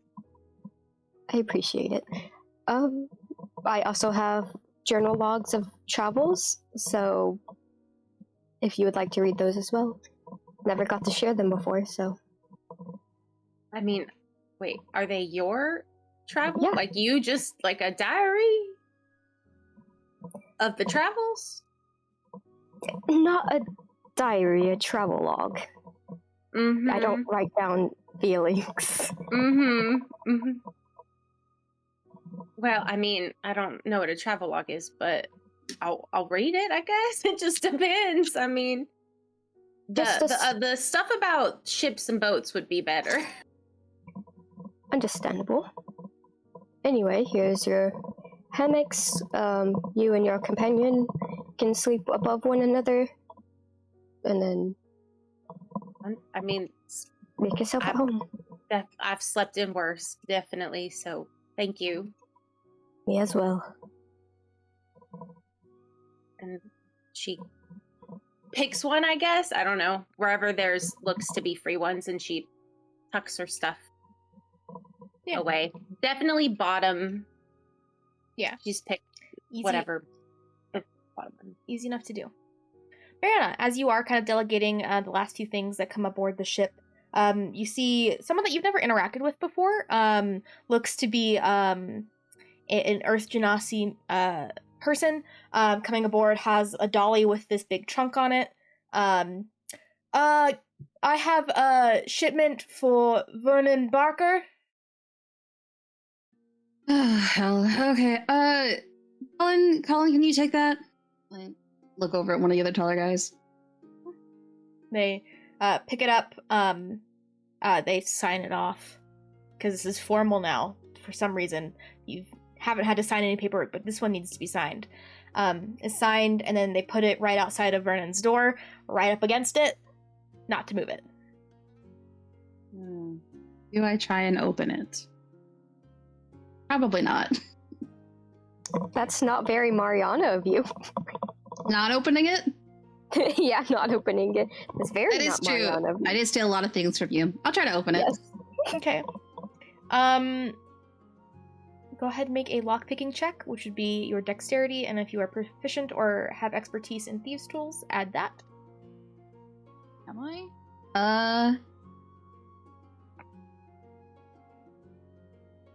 I am not. So it's just dexterity? Yes. It wouldn't be sleight of hand? Nope. You are proficient in thieves' tools. I am? Okay, cool. Yeah. I don't think it's on my thing. It is. It's under tool proficiencies and custom skills.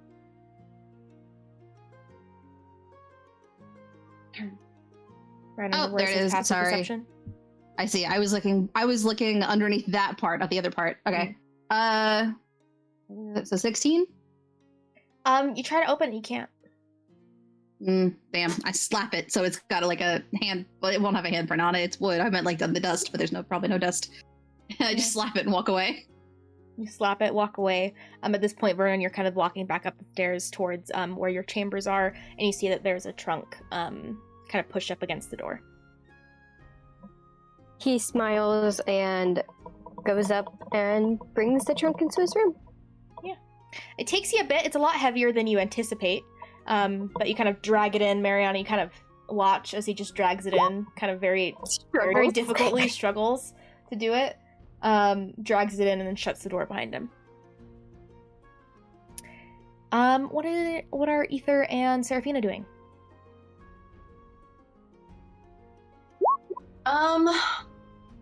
Seraphina's gonna go find Mariana.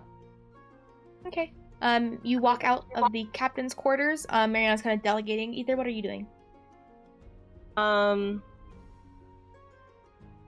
I feel like they're, like, right now are still just trying to get used to where they are. Like, they do want to meet up with Mariana later for the tea. Mm-hmm. Not while Seraphina's there. So they're probably just, like, at one of the sides of the deck, drawing the horizon that they see. Okay, yeah. You guys are kind of both out on the deck. You go out at the same time. Ether and Seraphina split off, and Seraphina, you go to meet up with Mariana. She looks at her. So do you need help with anything aboard the ship? Trying to get everything ready, or? No, I think we're, good. Blaze, ma'am. Blaze. We are, yeah, it has... Seraphina, it's fine. Oh, okay, Seraphina. You can call me, Mariana, or or the Banshee, if you've heard of that before. Have I heard of the Banshee before? Nope. Have not. Damn. I'm going to not like directly show that I don't know the Banshee, like the name of it, but I'll call you the Banshee then, if that's what you prefer. You can call me anything. Okay. Well, have they showed you where you're staying? They have not. Vernon went to go take the girl Talara to see her the barracks, whatever. I was hoping you would be able to show me if that's okay. Yes, I can. Is your companion the other one going to be coming with us? I think he wandered off somewhere else at the moment. You see Ether's kind of just sat on a few barrels, kind of just drawing the horizon. He's currently drawing. He loves to do that. He's very good at it too. Oh, that's lovely. I would love to see some of it sometime. Let's go. Yeah. Lead her to where she'll be. I assume the barracks as well. Yeah. It's just about 12 or so hammocks. You go down there. It's kind of in the back part of the cargo bay. You see Talara is kind of there, just kind of making a space of her own as much as she can in this very tight and small space. Yeah, you guys approach. I would recommend not getting the hammock above Ruth Four Fingers. No relation to Wick Four Fingers. Ruth will poke up in the middle of the night with the butt end of a dagger, usually. If someone... Oh, that was just for pretty boy. I wouldn't do that to you, baby. Oh, so Vernon does not stay in here, correct? No, not anymore. He got one of the fucking opposite quarters. Ah, I see. Well, that's He a little actually bit... took Mariana's room.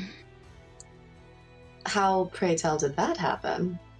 I don't know. I think he did some weird magic to Torp. Barky has... I don't know. He's integral to whatever the fuck we're doing, but I'm not too worried about him. After all, barking dogs seldom bite. So. I do like the Barky name. I might pick that up. If you don't mind me saying, I know, he previously traveled. He didn't say anything, but I've heard stories. How did you not kill him? Well, he did fashion my sword. And for that I am grateful, just because it is now a part of me. But let's just say I didn't have the time to kill him.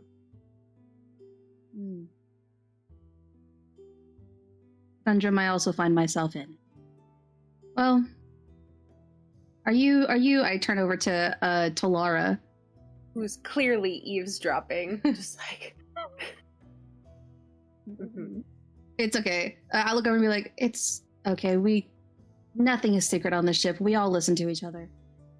Oh, I guess, honestly, it'll just be like home then. I will say, probably stay away from Jason Krabs. He has crabs. Mm-hmm. He doesn't smell too good either. Does he smell like crabs? No, weirdly, he smells like eel. Yeah. I wouldn't know the distinction between the two, so... They're very different smells. And Froggy will lick you if you get too close, so escape at a distance. Okay. If you see... What does that mean, though? It means that if you see he's like 4'5", shoulder-hunched man. If you see him, keep a 10-foot distance away from him. He is blind in one eye, and he will lick you to try to see what your face looks like. He'll lick me from 9 feet away? No, he'll get closer to you. Oh, If he smells you, he goes. okay. I think I should take notes. Okay. Don't worry, you're on the opposite side of the barracks. I think you'll be fine. Okay. A group of characters. I like it though. And it keeps things interesting, I guess. You're not a pirate. How? No, I said that already. You did. You made that clear. Yeah. Where are you from then? How did you come to be here on a pirate ship? Well, my companion Marin found the poorly written and legible but crude drawing sort of advertisement, and me and Marin were just looking for work, somewhere to go. Well, you've got some Something fast new? fingers. Yeah. I like that. Yeah, like I said, jack of all trades, Master of none. master of none. Yeah, I mean, probably next time. It was you just didn't know. But I couldn't resist. Also, I thought Captain, I thought I had to, like, I'm sorry for that. That's not something I normally would do. It's just, I felt like I had to. No, show the you're captain fine. I could be useful somehow. Listen, when Barky tried to prove himself, he shot a gun at me in the room. Oh, okay. He ended up worse Did you for shoot wear. that? No, but I did stab him in the gut. Oh, good. Okay. Admirable. Yeah. Fair reaction. Yeah. And that was provoked. Sometimes the mood will just strike me. Yes. Well, if it strikes you, will you at least give us warning? And not with you. Only the dog. Okay, I appreciate that. I will leave you to your room. I'm going to go find your companion and let them know where everything is and maybe see some of those drawings. Perfect, thank you. I leave. I do a little bow and then I'm like, God, you shouldn't have done that, Mariana. And then I walk out of the room. As you're walking out, you see Marin kind of walks down, and Wick is also with her, but and kind of walks down and give a nod, before Marin kind of comes up to you, Talara. Kind of looks around and is like, I bought us a room so we don't have to sleep in the hammocks. What? I Yeah. mean, I was fine with the hammocks. I told him I had nightmares and didn't want to wake the crew. I mean, that's fair. Okay. It's gonna be real small, though, he said. Wick here, Mr. Four Fingers, is gonna show us. Is that the one that's gonna... Wait, who was the licking one? There's someone who licks? There is someone who licks. Dude will You get gotta his tongue stay at sliced off if he tries to lick Yeah. me. You gotta stay... Serafina goes over. It's the frog man. There is a frog on board? Man. A frog man, and there's... Well, frogs can be couple- male, too. Yeah, there's a couple wicks, I've learned, and... I thought there was just 2 Four Fingers, not a couple Wicks. What? Oh, yeah, Everyone here yeah. is named so funny. Yeah. Barnacle Barbara, move your shit! Okay. Just show us to the room, please, Mr. Four Fingers. Okay. You see the human man, Wick, kind of has to move a bunch of, like, the crates in order to get to where it looks like a door has been just, like, used for old storage. It's a room that can fit reasonably 1 cot and some stuff in it. Yeah. Thank you, Wick. Appreciate it. And Marin kind of instantly starts going into kind of like a cleaning mode to, like, kind of take all the other things out, and kind of make this as much of a homey space as she can.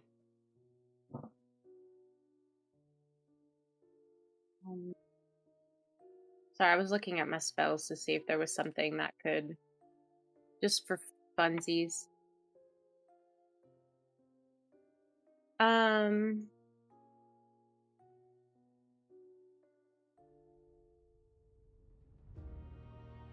I'm good.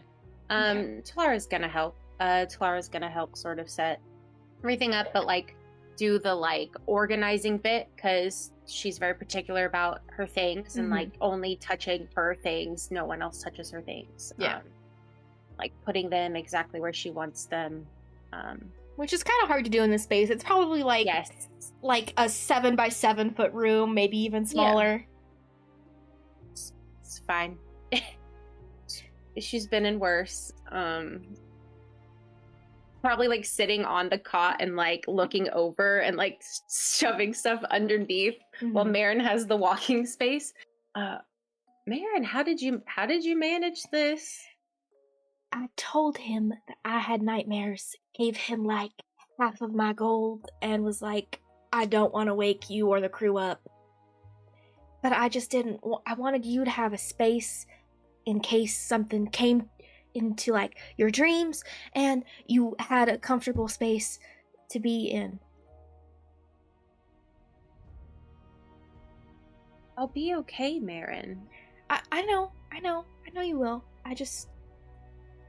I figured if you had a dream or something that reminded you of someone or something, you would want to be kind of secluded, alone, away from everybody in the crew. So I figured this would be best. I mean, trust me, I appreciate it, and this is great. We'll, we can manage with this. Let's just try to be as pirate-like from here on out as we can, and just, I don't want to bring too much attention. Yeah, I mean, I told him you could give me the smallest room that you want, and it would be fine. Okay. Okay, like I said, I appreciate it. I really, really do. I mean, we'll fit in here? Okay. I mean, if you just need the room, that's fine. I can go sleep on the hammock. You just told him you have nightmares. Do you really think the captain's gonna come down here and look at the hammocks? He has his own private quarters. He's going to come check on you and your nightmares? I doubt that. I did not seem his type. Yeah, no. No. And he is most definitely not mine. No. God, no. No. Not Beer Daddy, no. True. That is a good name. Yeah. Do you think he'd get mad if I called him that? I don't know, but I will. Okay. Continue preparing things, putting things away. Yeah. You guys spend some time kind of just organizing and making this a homey space. Mariana, you walk up the stairs after that conversation, and kind of just like, oh my god, what did I just say? Why did I do that? And you kind of, you approach the deck of the ship, and you kind of look for Ether. And you see them kind of sitting on a few of the barrels, kind of with a journal out, kind of sketching. I'll go up to them. What are Ether's pronouns? They, them. Got it. I'll go up to Ether. Did I learn their name? Yeah, you would have. Yeah, they introduce themselves. I'm gonna lean over, and you feel like this, like, weird, creepy vibe over your shoulder as I'm just watching you draw. I'm like, wow. And I'm like right next to you. How tall are you? Wait. 5'10". 5'10". They're sitting on barrels, so they're like sitting on the barrels next to like the stairs up to where the steering wheel is of the ship. So you could definitely stand on the stairs.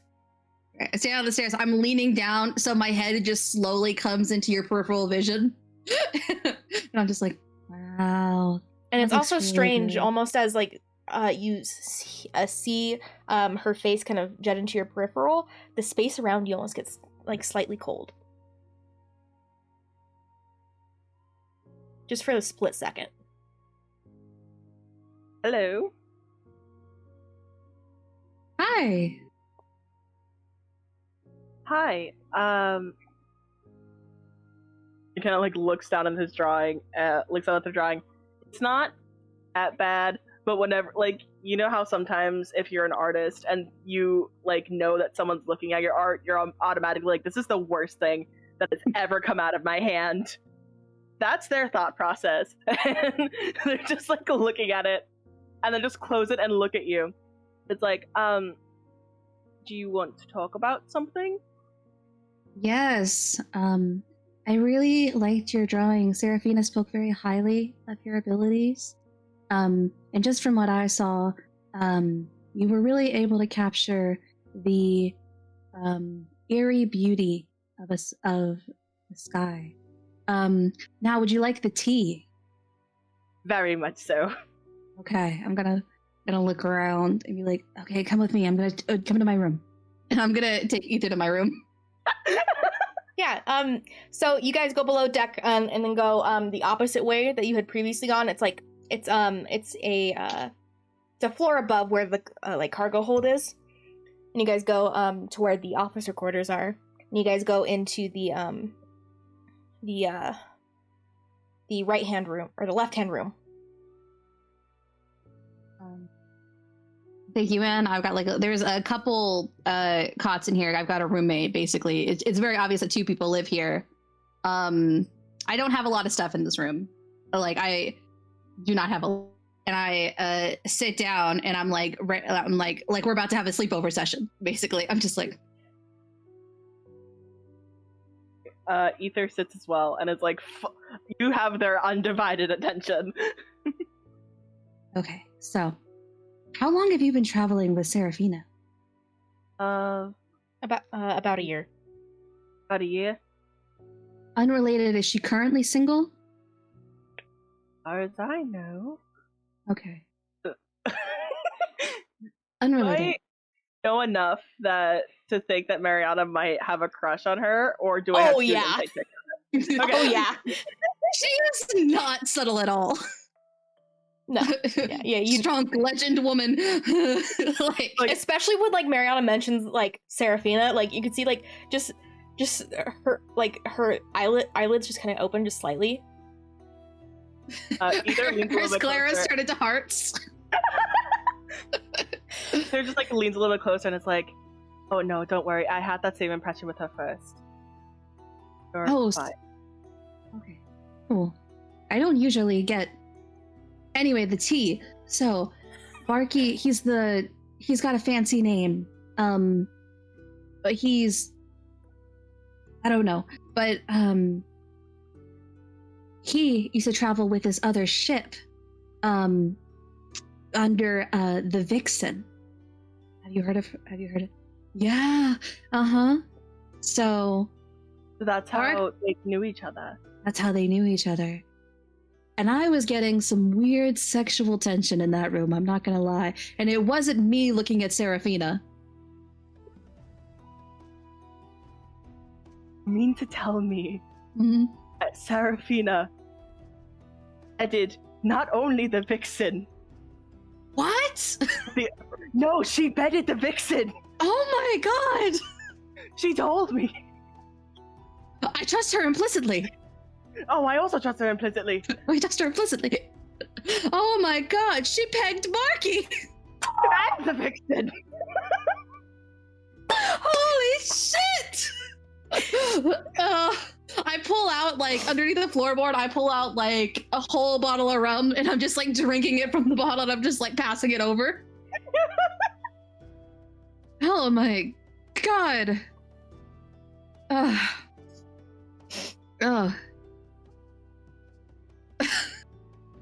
So how did... Oh, goodness, okay. What were you gonna say? How did you... No offense, I'm sure you're wonderful. How did you two end up here together? I went on a contract with a ship that she was in at the time, and after that we kind of just stuck together. I haven't been a pirate for very long, and she has, and it's been showing me the ropes. Oh, I don't think I ever... my name's Mariana, or the pirate name, the Banshee. I know that she's like...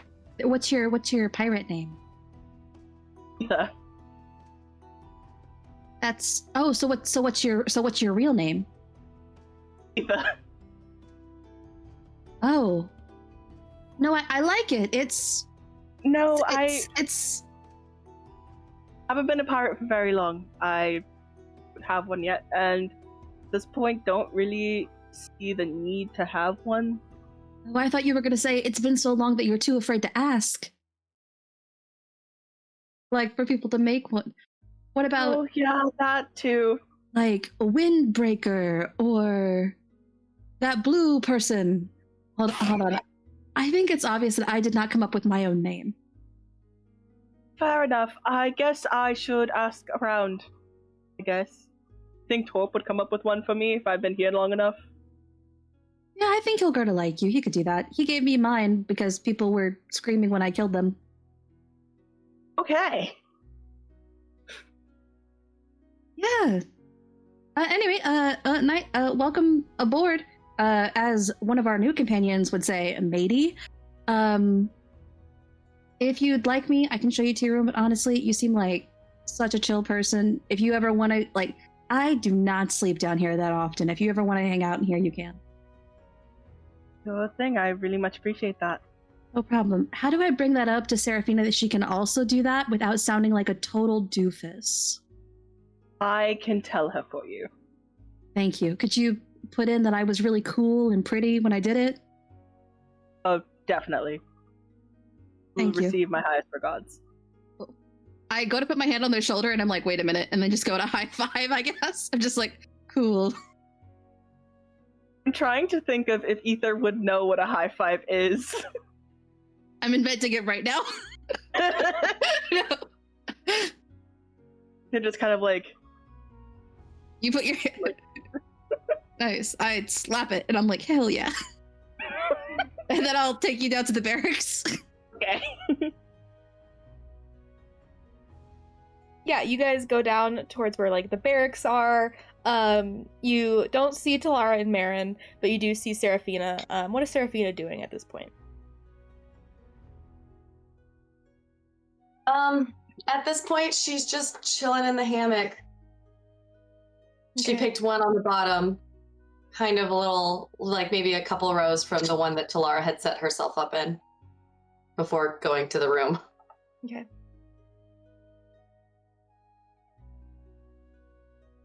Ether is going to go to Seraphina, and I don't know how to start this conversation. You're gonna start it right now? No, it's honestly, it's gonna like look over and like people are around. It's kind of just gonna try to like take Seraphina into like a corner, and it's gonna be like, you begged Baki? I walked around the corner, but I am eavesdropping. Like, if you look, you can see my hand. Yeah, they just want to make sure no one else is, but Mariana's fine. Who said that? No one needed to tell me. It was very obvious when you looked at him. Yes, we had relations, and then we did not have relations, so here we are now. So. Oh my god. Also, completely unrelated to that, Mariana, the tiefling woman, he spoke a little bit in her quarters, and she gave an invitation for me to go there whenever I'd like to speak to her, and wanted to extend that invitation to you as well. Oh. Okay. Why does it sound like I'm trying to bed both of them? So when I want to speak with Mariana, I can go to her quarters to speak with her. Okay. That was very fast of you, Ethan, to have gotten into her quarters. No, she just wanted to speak to me about Chip. Well, I'm glad you're making friends. Okay. Ship happens. Ether gives like a very discreet like thumbs up to Mariana and then goes over to the hammocks. Assuming taking the one about Seraphina. Does Seraphina see that? I was hoping to get tweet about it. Ether, make a sleight of hand. Seraphina, you make a perception check. Cool. Okay, I think I had to make a perception to see it. Oh god. That's a 7 perception. I got a nat 1. You, Seraphina, you see Ether do a thumbs up and you think it's to you. Okay. She gives him a thumbs up back, just like slightly confused, but like, okay, it's fine. So she says, and then just gives her a thumbs up, and then just walks away. I think they're both giving me a thumbs up, so I go. At this point, you see Mariana come around the corner and just give you a thumbs up. Oh, hello, Mariana. And then I run away. What is Vernon doing at this point? Not Seraphina, that's for sure.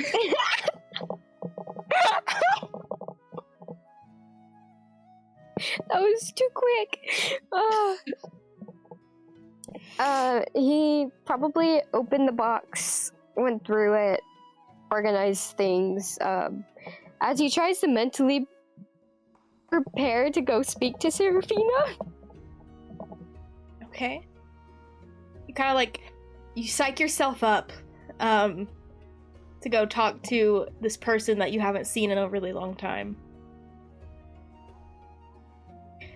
And then you exit your officer's quarters that you were in and head down to the barracks where you assume that they are. Yeah, he probably does walks a few feet, stops, turns around, psychs himself up more, turns back around, goes. And so he just probably sees Mariana passing him, and he's just like, oh no. Just internally panics, oh, I've been caught, oh no. But he lines it. He's like, don't pay attention. And yeah, he walks up to Seraphina, trying to look kind of somewhat composed. And he just kind of clears his throat. Maybe speak. Seraphina turns around to face him and just keeps walking. Seraphina, please. What do you have to say to me? I need to explain. I didn't leave on the best terms, I know this. No shit! You need to explain now, years after the fact. It's not like I could contact you. You traveling, I needed to travel too. I mean, I get that, but I figured it would have warranted some sort of anything except what happened. I was in a rush. I didn't mean to hurt you, okay? Never wanted that. Well, we don't always get what we want now, do we? I guess that's right? Anyway. I know you're mad. Yes, well, now we're on the ship together, so we just grin and bear it and be on our way. And she walks off. Brenda just kind of follows after, just I don't want to keep bugging, but I'm going to. And he's just like, I don't want to just grin and bear it, Seraphina. What do you want from me, then? To talk. We have been talking. You know what I mean. You're the only one who ever understood. Well, that's how I felt. Well, and then you left, and I had no one who understood anymore, so... But now we're here again. It's not like I'm asking to beg you. That would be righteous asking to bed me after all the circumstances right now, surely. Yes, and that's why I want to talk about said circumstances and not around peering eyes. I mean, we've been talking. We are here. We are on the same ship right now. You have stated that you did not mean for things to end the way that they did, even though you were the ones who put into motion the way that they ended. And here we are. There's nothing more to talk about. We're on the same ship, and we're going to find dragon treasure.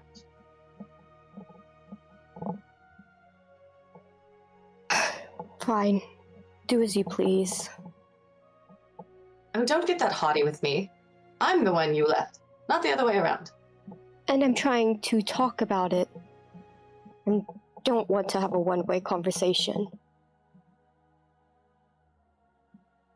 Yes, well, I don't know what else to tell you, because this is just where we are right now. I don't really feel like talking to you at the moment. Fine, then just listen.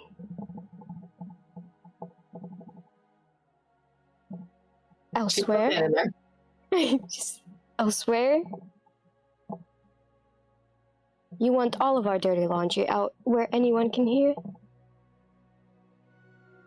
I mean, I have no regrets. I have nothing to be embarrassed about, nothing to be ashamed of. I've lived my life the way I've lived it, so can you say the same? Yes, I can. The one thing I would, I guess, feel guilty about is leaving you. But obviously you don't want to talk about that, so I really don't want to do this with people around. Please, Seraphina.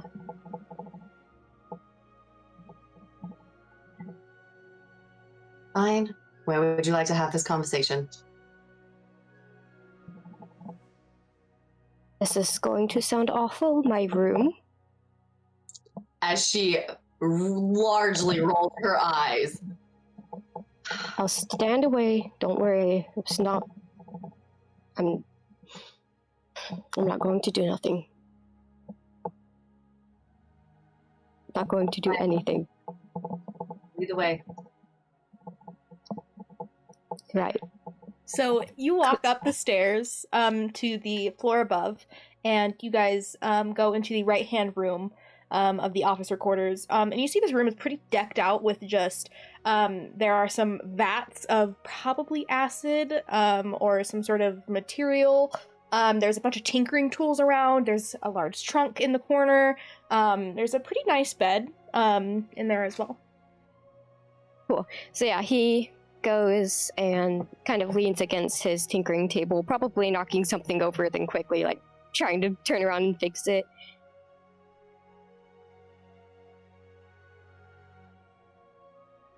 And then he sees something and he's just like kind of like awkwardly kind of puts it behind his back. Like, I kept this for you, and it's probably some little trinket maybe that she left behind if she did, or something. Well, you had left. Maybe it's something that you've tinkered with or something. Oh yeah, been little. Yeah. Oh, that's smart. Like something he's been tinkering with for her, and he's like, I was trying to find a way to communicate with you besides letters, as I know those get lost in sea. But take it if you want. And it's probably like some mechanical thing around a sending stone. She gingerly accepts it.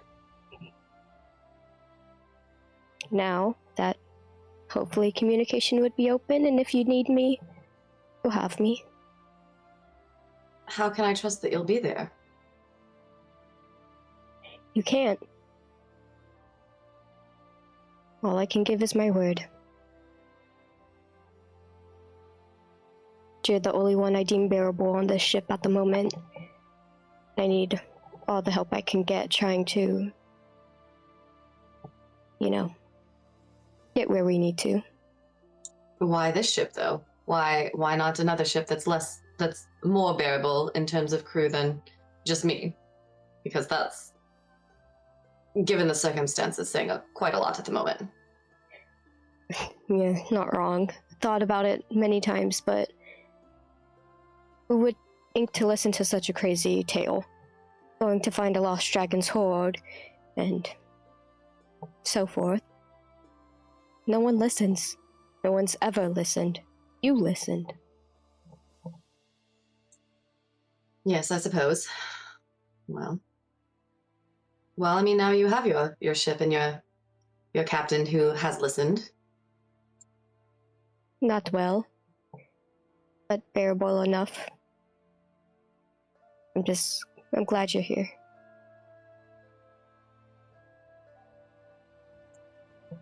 It's an interesting turn of fate, we'll say. As to where it goes, I can't even tell right now. Fate? Just, I kid. But I didn't mean to leave the way I did. I should have stayed with you. I should have. I mean, I wasn't expecting you to stay. I understood that you needed to find a crew, but I just didn't expect you to leave in the manner that you did. No words, just a note. I know. I regret it every day. That's why I made sending stones now. You were never there to receive one, so I was lost. I didn't know where I would find you again. It's not like I could just send thousands of letters to different taverns and hope for the best. I mean, could have, but you wouldn't be there to receive them. I should have stayed and talked. I have my moments where I'm not the brightest, but you understood that, and I apologize for not seeing it through.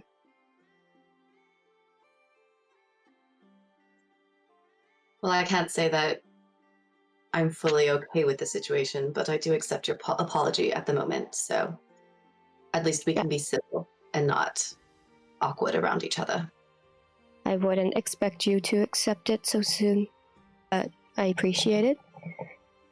If you need anything, my door's open for you. So. As Seraphina just thinks in her head, damn, that's 2 people who've offered her their door. And he just kind of shuffles a little bit and then turns and looks at her. And of course, I can always do things for you if you need. No charge. Again. I appreciate that. So how's it holding up? You know, it's you have a gift. It's been well. Great. I'm glad you like it. You can add some more stuff to it if you want, but I guess perhaps later. I will keep that in mind. Okay. Well, I will see you off then. She turns to the door, starts walking. Okay. You walk out of the door, and at this point you hear someone yell from above deck. We ready to go off? Everyone good? Mariana? Aye. Okay. And with that, everyone kind of goes above deck. Those of those who are not sleeping to handle the night shift of the boat, of the ship. And you guys begin drifting out of the Silvermoon Wharf and out into the Shalaran Sea to go on track to where the Shawheller Trench is, just 2 weeks southwest of here. And so we'll pick up next week for episode 2. All the tea. All the tea. Yes, tea. all the I tea. love it here. I just want to thank everyone for tuning into the first episode of A Parlous Voyage. We are beyond excited to start a new season with everyone and to see where this chaotic bunch takes us. And we hope to see you next week. And remember, may the dice guide you to beautiful friendships.